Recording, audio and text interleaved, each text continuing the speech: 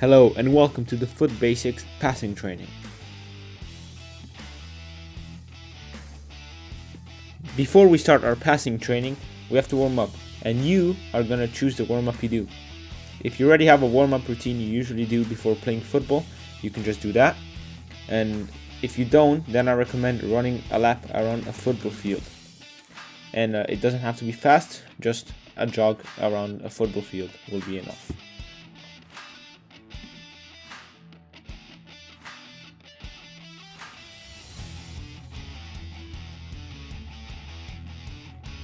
Moving on to the solo exercises, you're gonna need a flat wall and a ball to perform the following exercises. For exercise 1, we have the first touch against the wall. You have to find a flat wall and stand about 5 to 7 meters from it. The closer you are to the wall, the harder the exercise will be.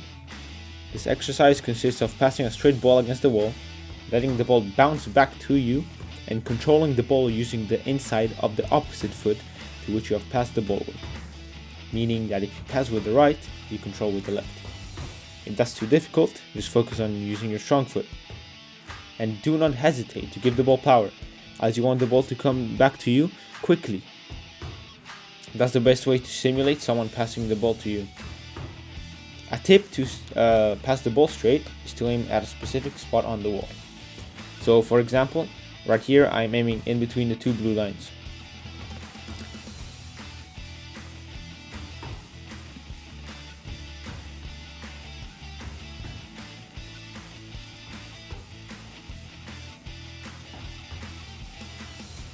The way you're going to pass the ball is with the inside of your foot.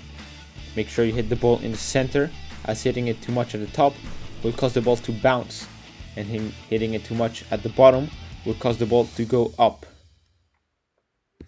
Do this for 2 sets of 50 repetitions.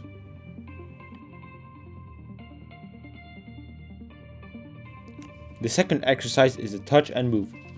It's very similar to exercise 1, but this time as the ball bounces back to you, you're going to use your controlling foot to move the ball across your body. For this exercise, it's important to stay on your tippy toes so you're able to move more quickly and have more time to react as the ball comes back to you.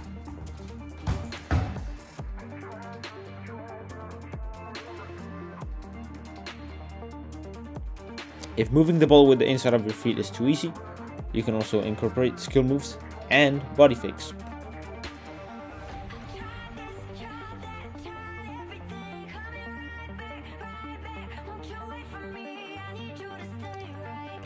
The third exercise is the pass and turn.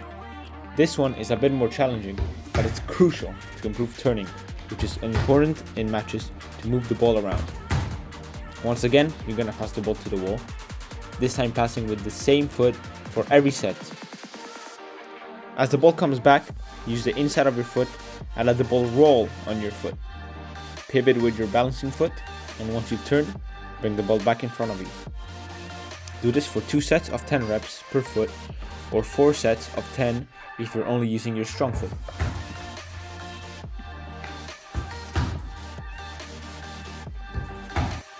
Exercise 4 is direct passes.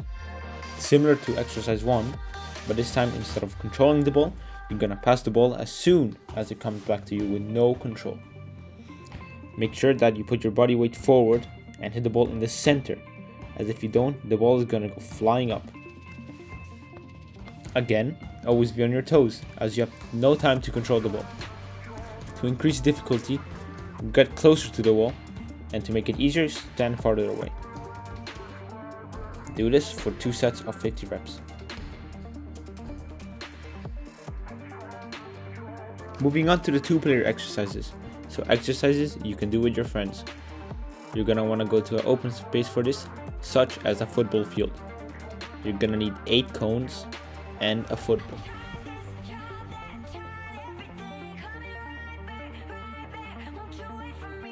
The first exercise is the first touch variation, similar to exercise 1 from the solo exercises, but with a partner. Firstly, make 2 squares with the cones about 10 meters from each other. Decrease the distance to make it easier and increase it to make it harder. This exercise consists of passing the ball back and forth between you and your partner. And this exercise is actually a game where you have to pass the ball in the square of your partner. If he or she is unable to control the ball inside the square, you earn 1 point. The same goes if you do the same or if you aren't able to pass the ball inside the square. First to 10 points wins, and alternate between feet if you're confident, and try controlling the ball with only 2 touches. The second exercise is the directional touch, a variation of exercise 2 of the solo exercises. This time, make 2 triangles and place them about 10 meters from each other. As you get the ball, move it to the other side of the apex of the triangle and pass a straight ball to your partner.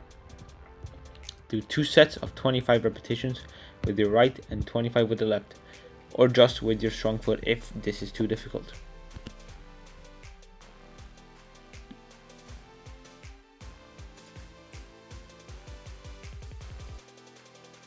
A variation to this exercise is giving a diagonal pass instead of a straight pass, which is another important skill to work on.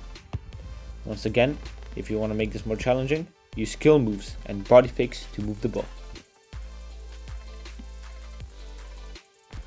Also do this for 2 sets of 25 repetitions.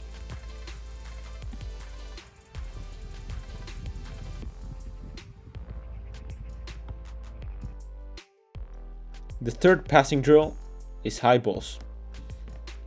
Make the squares bigger and set at a further distance than the previous exercise.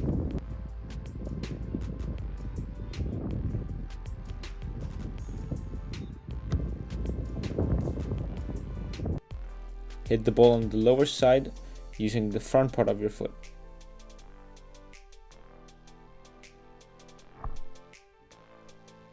This will create backspin, which allows the ball to almost float in the air and move in a straight line. To control the ball, you can either let it bounce and then control it, or directly controlling it, which is more difficult.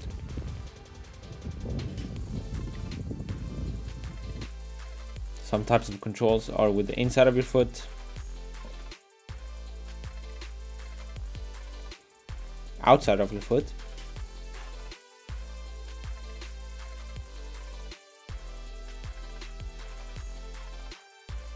and chest control. If you're confident, you can also alternate between strong and weak foot. Do this for about 5 to 7 minutes.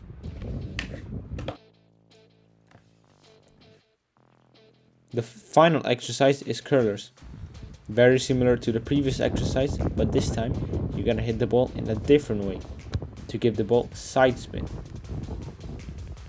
This is an important skill to give crosses during a match, as well as corner balls. Use the inside of your foot to hit the ball. We should create an arch in the air.